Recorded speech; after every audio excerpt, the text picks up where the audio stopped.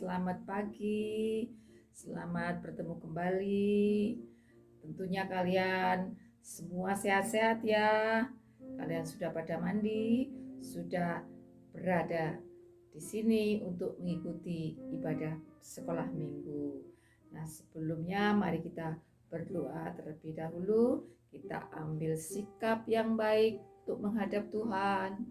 Sikap hati, kita konsentrasi kepada Tuhan.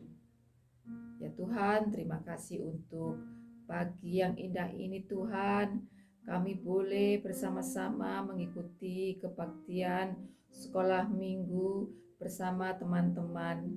Ya Bapa, terima kasih untuk penyertaan-Mu sepanjang malam hari sehingga pagi hari kami boleh bangun dengan badan yang sehat. Ya Bapa, kami berdoa jika ada teman kami yang belum bisa mengikuti kebaktian pada pagi hari ini Tuhan. Jika mereka sakit, kiranya Engkau berikan kesembuhan. Jika mereka dalam kesibukan dengan keluarga, kiranya Engkau tetap menyertai mereka. Kami serahkan ibadah pagi hari ini hanya di dalam tangan-Mu. Dalam nama Tuhan Yesus kami berdoa. Amin. Nah, anak-anak, agar kita semangat di pagi hari, tidak loyo, tidak ngantuk, mari kita bersama-sama tepuk Yesus dulu. Masih ingat kan ya? Kalau Ibu bilang 1, 2, 3, tepuk Yesus, kita lakukan bersama-sama ya. Semua yang ada di rumah harus ikut. 1, 2, 3, tepuk Yesus. Yesus. Yesus, yes. Nah, masih ada yang belum ikut. Ayo, kita ulangi lagi. Sekali lagi yang penuh semangat ya. 1, 2, 3. Tepuk Yesus. Yesus. Yesus, yes. Nah, gitu. Semua sudah mengikuti tepuk Yesus. Nah, anak-anak, sebagai lagu pembuka, mari kita pujikan hari ini, harinya Tuhan. Hari ini, hari ini, harinya Tuhan, harinya Tuhan. Mari kita bersukaria, bersukaria. Hari ini, harinya Tuhan. Mari kita bersukaria. Hari ini, harinya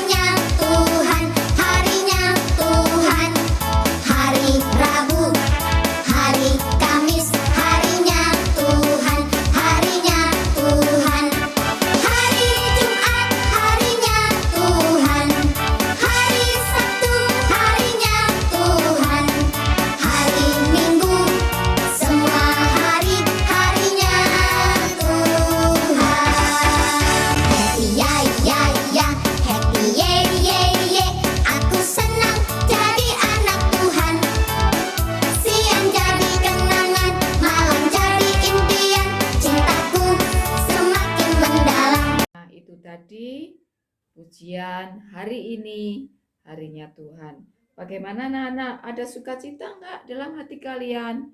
Harus ada dong. Kita punya alasan untuk selalu bersukacita. Kenapa?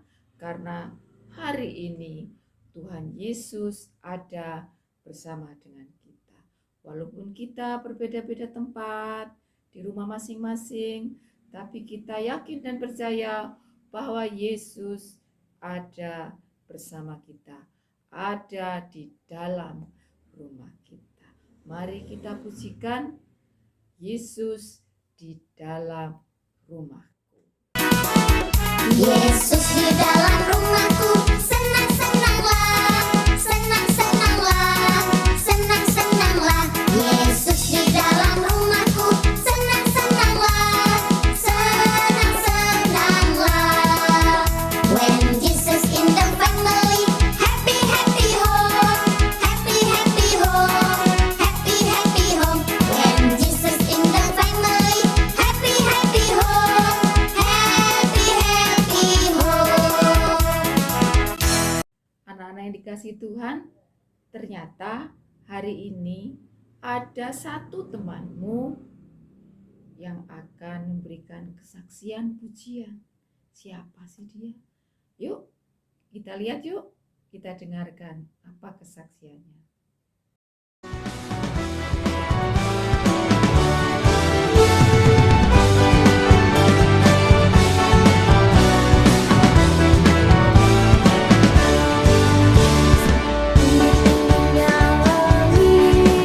Lebih tinggi kasih Yesusku, dalam-dalam lautan, lebih dalam kasih Yesusku, indah-indah pelangi, lebih indah kasih Yesusku, kasih Yesus, oh kasih Yesus, mengalahkan segalanya.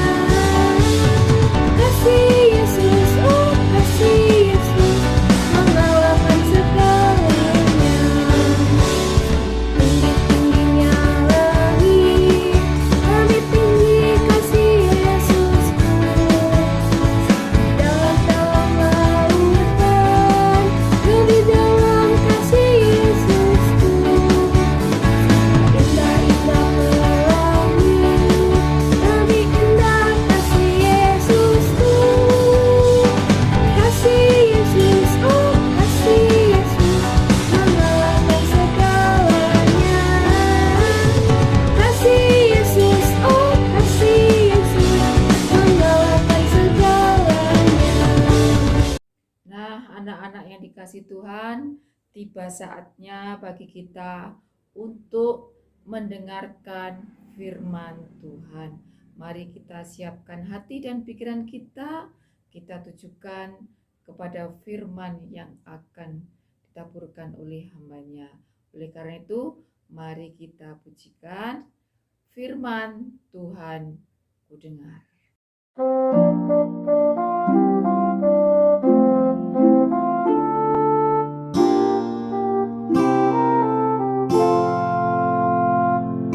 Firman Tuhan ku dengar, ku tanam di hatiku, ku ingin bertumbuh subur, berbuah lebat. Yesus tolong padaku. Firman Tuhan ku dengar, ku tanam di hatiku, ku ingin bertumbuh subur, berbuah lebat. Yesus tolong padaku.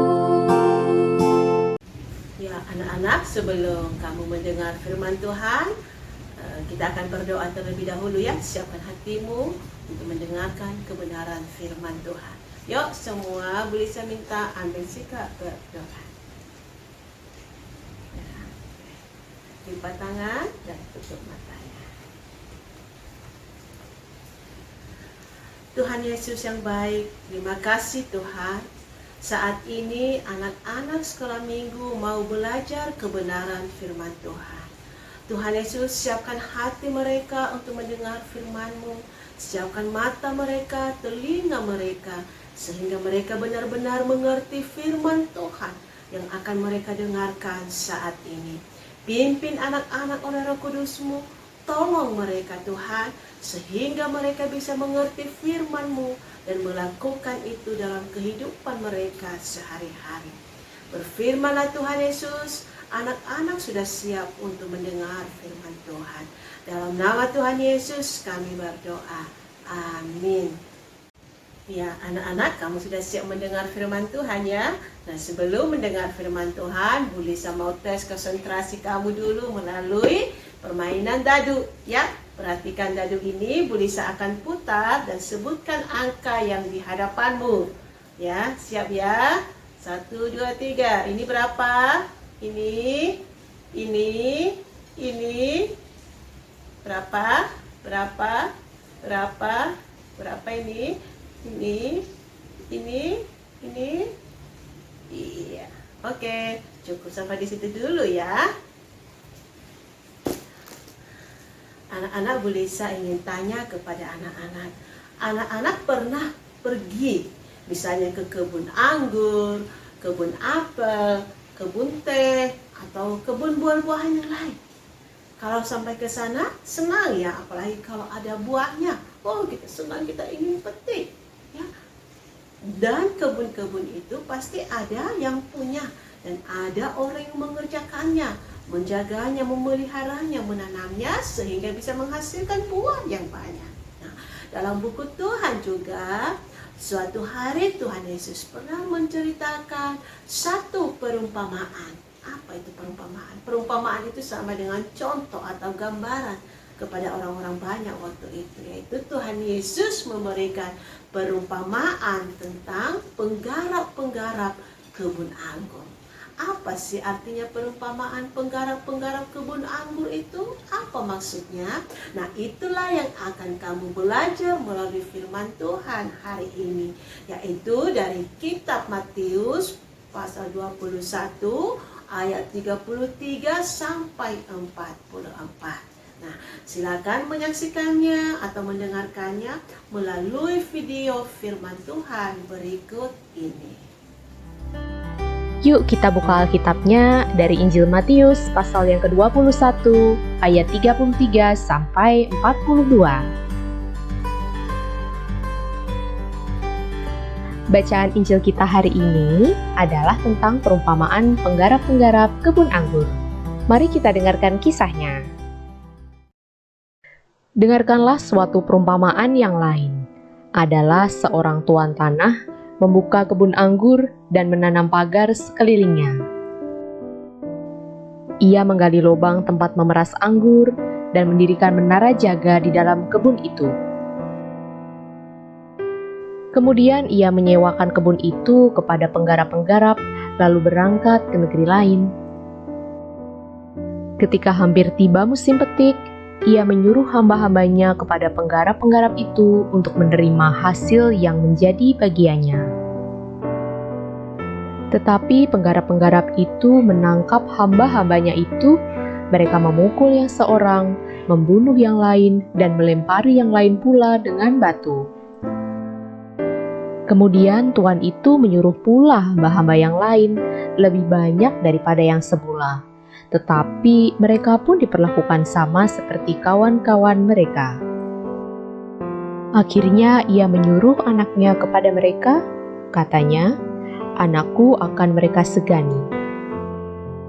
Tetapi ketika penggarap-penggarap itu melihat anaknya itu, mereka berkata seorang kepada yang lain, "Ia adalah ahli waris, mari kita bunuh dia, supaya warisannya menjadi milik kita." Mereka menangkapnya dan melemparkannya keluar kebun anggur itu, lalu membunuhnya.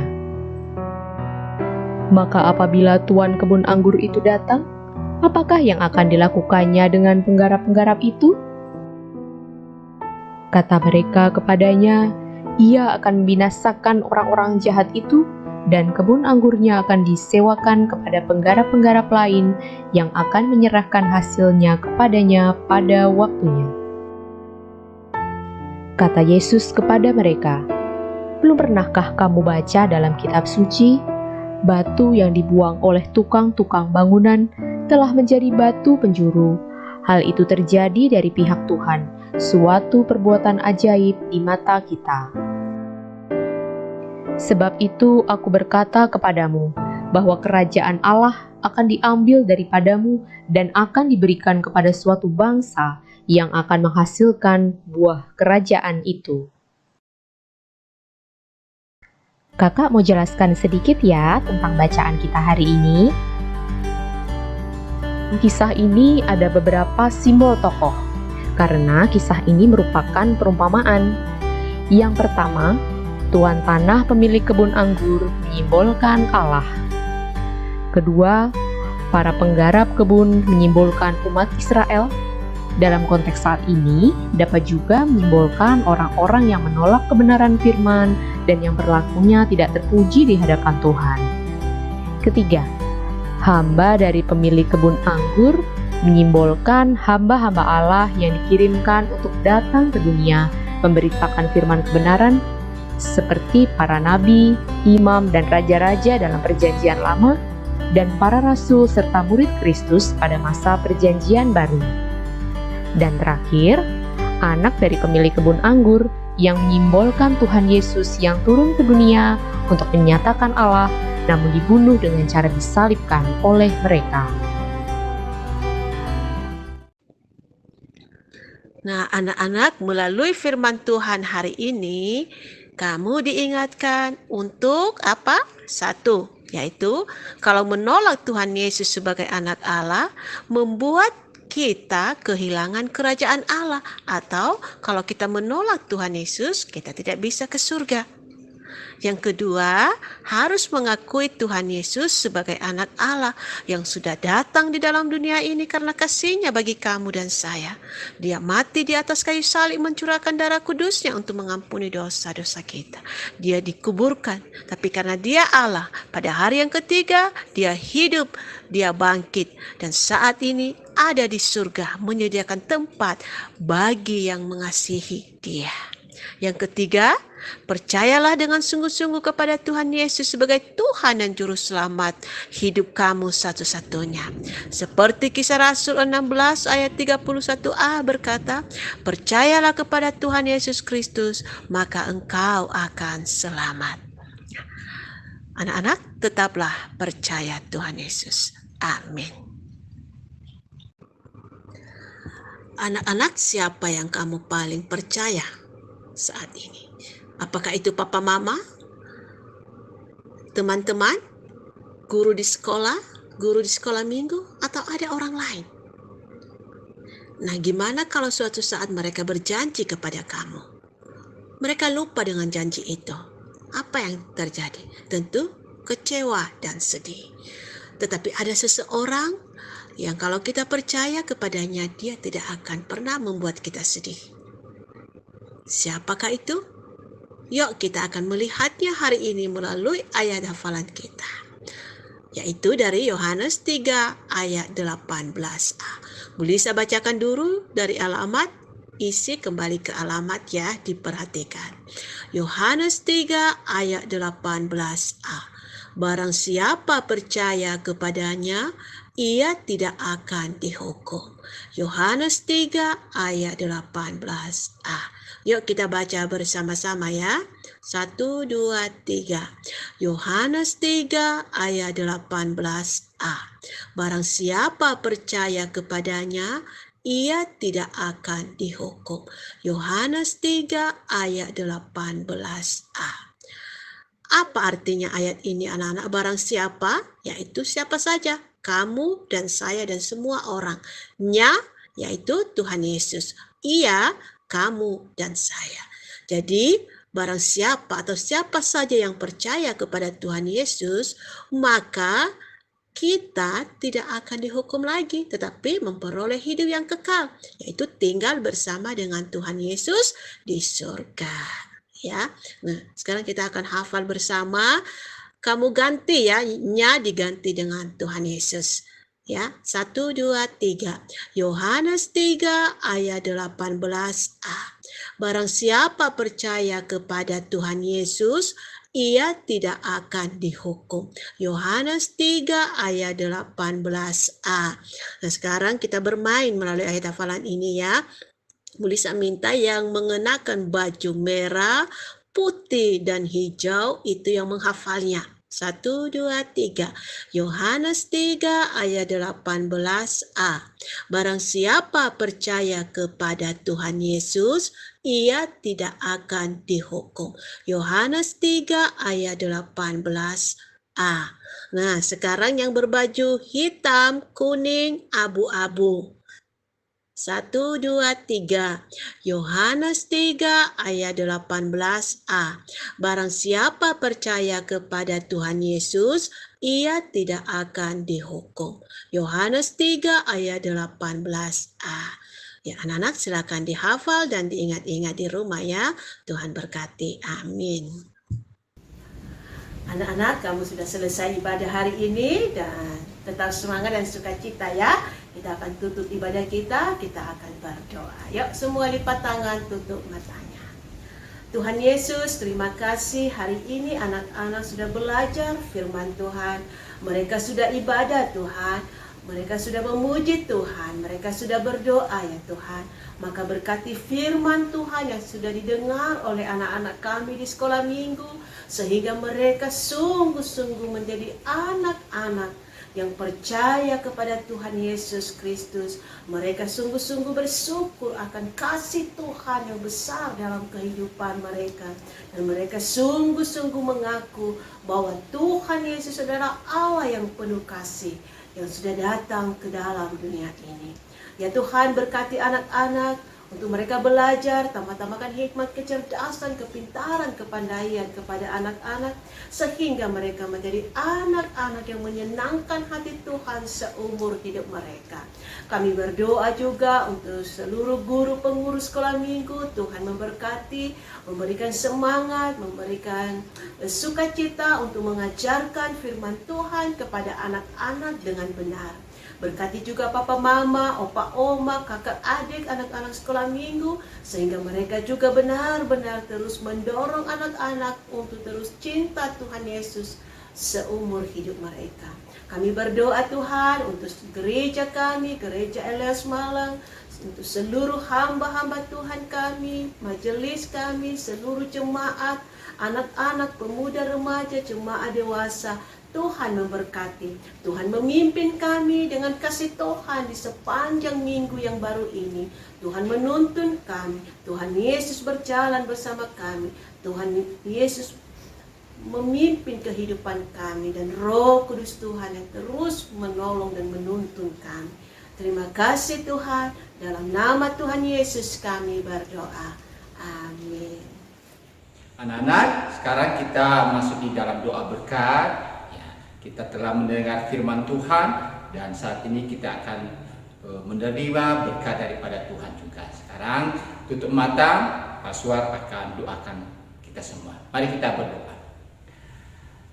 Tuhan memberkati engkau dan melindungi engkau. Tuhan menyinari engkau dengan wajah-Nya. Tuhan memberikan engkau kasih karunia dari sekarang sampai selama-lamanya. Amin.